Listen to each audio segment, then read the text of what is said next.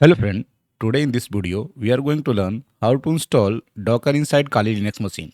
So first of all, the first step is install the repository, update the repository using sudo apt update. This is the first step. Okay, when you done, now the next step is to install the Docker file. How to install the Docker file? Sudo apt install docker.io.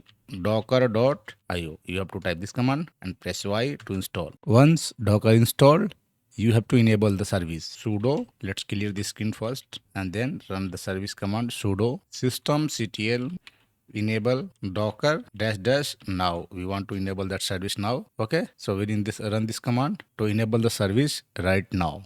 Now let's time to check the status. So sudo systemctl status docker. Okay, let's check the spelling. There's a spelling mistake in status. And now you see here sudo systemctl status docker. The Docker machine is active and running.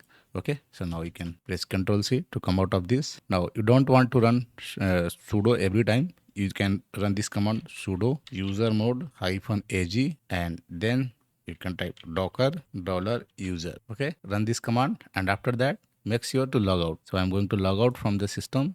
Just click on log out. Once you log out from here, log in again. So just log out and log in again to activate. Once you log in, open the terminal.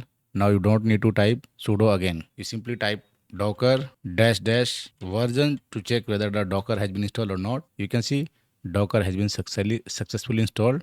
Docker version 26.1. Okay, so we have successfully installed Docker inside my Kali Linux machine. Now, suppose if you want to pull any image, pull and run any image, any operating system, you can do with the help of Docker. How? Just type docker run it. Okay, just it. Suppose you want to run Ubuntu, so you want to pull Ubuntu image from the Docker. Just type this one, and it's saying unable to, so it's pulling the Ubuntu image. So just wait for a few seconds and done. Now you are login with Ubuntu. Okay, so here you are login with Ubuntu. How you verify that?